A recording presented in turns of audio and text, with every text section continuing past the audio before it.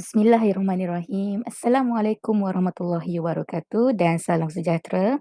Okey, kita jumpa lagi dalam tajuk yang baru. Hari ini kita nak buat tajuk tambah dalam topik perpuluhan. Okey, jadi kita jangan buang masa. Jom kita mula. Okey, sebelum kita nak masuk dalam tajuk tambah, kita nak buat sedikit ulang kaji nilai di dalam perpuluhan. Okey, benda ini sangat penting untuk kita nak lebih memahami lagi macam mana kita nak menambah dalam perpuluhan. Okey, jadi kalau cikgu ada satu nombor perpuluhan dekat sini, 5.039. Okey, jadi kita nak tengok sifar yang ada selepas titik perpuluhan ini dah bermula, okey, tempat untuk per 10. Okey, jadi sebenarnya macam kalau kita belajar masa tahun 3 hari tu, perpuluhan ini berkait rapat dengan pecahan. Jadi daripada pecahan itulah boleh timbulnya perpuluhan. Jadi sifar yang bergaris ini sebenarnya adalah tempatnya per 10. Okey, 3 ini adalah per 100 dan 9 ini adalah per 1000. Kita bukan macam nombor biasa. Kalau nombor biasa daripada belakang apa? Sar kan? Tapi bila ada perpuluhan ni sebenarnya dah bermula pecahan. Okey, jadi ini adalah per 10, 3 ini adalah per 100 dan 9 ini adalah sebenarnya 9/1000. Jadi dekat mana mulanya sar? Jadi sar itu adalah sebelum titik perpuluhan. 5 itu sebenarnya bermula untuk nilai tempat sar. Okey, jadi ini sekadar ulang kaji sahaja. Kalau kamu nak lebih lanjut lagi, nak tahu lebih mendalam lagi tentang nilai perpuluhan ni, okey, kamu boleh pause sekejap video ni dan kamu boleh scan. Kamu boleh imbas kod QR yang cikgu dah sediakan dekat atas ni. Okey, jadi kamu boleh scan, kamu boleh study dulu. Kamu boleh ulang kaji dulu nilai-nilai dalam tajuk perpuluhan. Okey, jadi kita tengok contoh yang pertama. Kalau diberikan jumlah isi padu air di dalam 2 buah cerek, yang pertama 1.8 liter, yang kedua adalah 0.5 liter. Okey, jadi dia dah buat ayat matematik dia dekat sini, 1.8 liter tambah 0.5 liter. Okey, yang paling penting untuk perpuluhan ni, untuk jalan kerja perpuluhan ni adalah titiknya. Titik perpuluhan tu dia mesti pada lajur yang sama. Kita tak sebut baris yang sama, baris dia macam ni. Baris dia melintang. Okey, tapi kalau dia memanjang macam ni kita panggil adalah lajur. Okey, jadi kita mesti letak titik itu pada lajur yang sama. Tak kisahlah nombor tu banyak mana sekalipun, tapi yang penting titik tu mesti dalam lajur yang sama. Jadi barulah kita letakkan angka. Contoh SAR, okey, 1 SAR ni mesti bersama dengan kosong SAR per 10. 8/10 tadi mestilah sama dengan 5/10 ni. Okey, jadi barulah kita kira macam biasa untuk kita dapatkan 2.3 liter. Okey, kita tengok contoh seterusnya. Kali ni kalau kamu tengok dia punya ayat matematik, macam contoh sini selepas titik ada satu tempat. Yang ini selepas titik ada 3 tempat, 3 angka. Selepas titik ada 2 tempat perpuluhan, ataupun 2 angka selepas titik perpuluhan. Jadi, macam mana nak buat? Benda yang sama, macam cikgu terangkan tadi. Bila kita buat jalan kerja perpuluhan, yang paling penting adalah titik mesti berada pada lajur yang sama. Okey, dekat sini contohlah, dekat sini dia buat 4.207 dulu.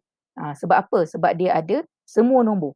Dia ada semua tempat. Per 10 pun dia ada, per 100 pun dia ada, per 1000 pun dia ada. Tak ada masalah. Okey, sebab bila tambah ni, kita tukar-tukar dia punya turutan pun tak ada masalah. Tetap akan dapat jawapan yang sama.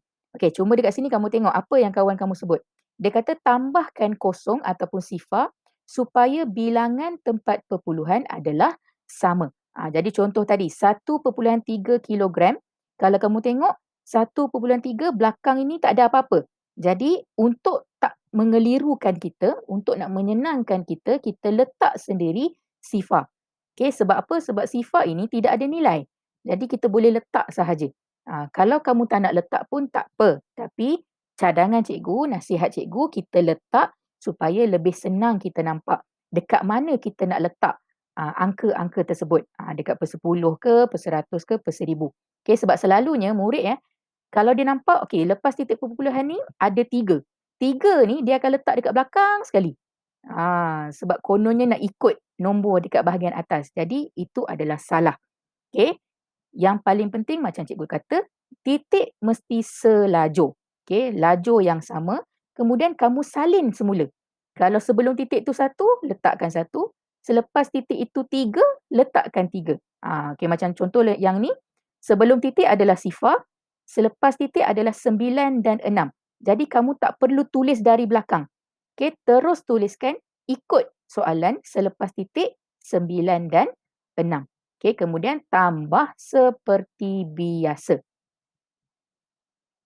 Okey, dan kamu akan dapat 6.467 kilogram. Okey, kita tengok contoh yang seterusnya. Okey, dekat sini, kalau kamu tengok ada 2 jenis. Yang pertama, ada perpuluhan. Yang kedua, tidak ada perpuluhan. Okey, jadi macam mana kita nak buat? Bila ada soalan sebegini, okey, maksudnya ini nombor bulat lah, ini bukan perpuluhan. Okey, ini nombor bulat biasa. Bila ada nombor bulat, kita kena letak sendiri titik perpuluhan kita. Kenapa? Supaya bila nombor 12 ini ada titik, barulah kita boleh susun pada lajur yang sama. Kalau tak ada titik, kita nak letak dekat mana 12 tu kan? Jadi 12 ni sebenarnya apa-apa nombor bulat yang tak ada titik perpuluhan, titik itu berada di hujung sekali. Macam kalau cikgu selalu bagi tahu murid-murid cikgu, macam kita buat ayat lah.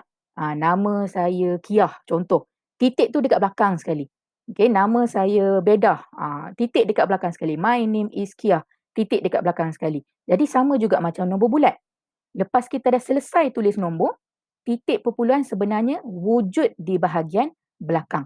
Okay, cuma selama ini kita tak adalah tulis sebab tak ada kaitan dengan perpuluhan pun. Tapi sebab hari ini kita belajar tentang perpuluhan, kita nak wujudkan titik perpuluhan itu pada nombor bulat yang tak ada diletakkan titik. Okay, jadi bila dah ada titik, barulah senang untuk kita nak tuliskan pada jalan kerja kita. Okay, jadi macam biasalah, kita tulis dulu. Contoh macam cikgu lebih suka tulis ikut apa yang soalan bagi. Okay, jadi yang pertama adalah 3.58. Kita tuliskan 3.58. Okay, untuk 12 ni, cara cikgu mudah. Cara cikgu pertama kita kena pastikan titik itu selajur, okay, pada lajur yang sama. Kita letak titik dulu. Okay, ini cara cikgu lah. Cikgu lebih suka kita letak titik dulu supaya kita tahu nak tulis dekat mana angka-angka yang sebelum atau selepas titik. Jadi kalau kamu tengok, sebelum titik adalah 2 dan 1. 12 lah. Jadi, kita tuliskan yang sama. Sama macam soalan. Sebelum titik, 1 dan 2 ni, kita letak juga 1 dan 2 ni sebelum titik perpuluhan. Tapi pastikan pada nilai tempat yang sama. 2 ini sar, 1 ini puluh. Jadi 2 ini kita letakkan di bawah 3. Sebab 3 ini bermulanya nilai tempat sar. Okay, jadi 1 ni puluh. Atas ni tak ada apa-apa lah. Sebab sebelum 3 ni tak ada apa-apa. Okay, apa berlaku pada tempat per 10 dan per 100? Macam tadi kawan kamu kata, bila tak ada, kita wujudkan sendiri kosong. Kita wujudkan sendiri angka sifar tu. Supaya kita nak samakan. Tak adalah biar kosong je kat situ kan. Kita nak samakan. Sini pun ada 2 tempat perpuluhan. Yang untuk bawah pun ada 2 tempat perpuluhan. Okay, kemudian kita kira seperti biasa. Daripada belakang lah. Okay, kemudian kita dapat 8, 5, titik mesti ada. Okay, 5 dan 1. Jadi jawapannya 15.58. Okey, kali ni kita nak buat lebih sikit, kita nak buat tambah yang berulang. Okey, jadi macam biasa, pertama kita pastikan semuanya ada titik perpuluhan. Jadi kalau kita tengok dekat sini, yang tak ada titik perpuluhan adalah 46. Okey, jadi ingat balik, dekat mana titik perpuluhan dia? Titik perpuluhan bagi nombor bulat adalah pada bahagian hujung. Belakang sekali. Okey, jadi seolah-olahnya kita dah tulis ayat, dah tulis ayat tu, last sekali kita letak titik. Sama macam BM dengan BI lah. Jadi matematik pun sama juga. Okey, lepas dah tulis nombor-nombor, angka-angka, last sekali baru kita ada titik perpuluhan. Okey, jadi barulah kita susun mengikut apa yang soalan bagi dan yang paling penting, titik mesti lajur yang sama. Tak kisahlah belakang dia ada nombor ke, belakang titik dia ada 3 angka ke, belakang titik dia ada 2 angka ke, tak kisah. Yang penting titik dia adalah satu lajur yang sama. Okey, jadi kita tengok Okey. Kamu tengok. Titik berada pada lajur yang sama, kemudian kita tulis balik ikut apa yang soalan bagi.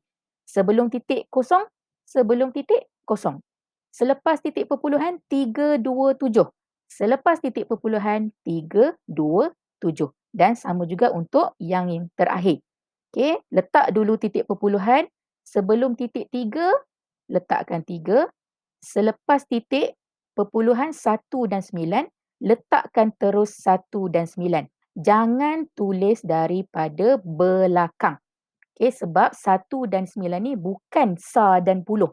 Okey, 1 dan 9 ni adalah per 10 dan per 100. Lain Okey, jadi bila dah dapat macam ni, kita nak bagi cantik jalan kerja kita, kita nak bagi nampak semuanya penuh, kita wujudkan sendiri angka kosong pada bahagian yang kosong.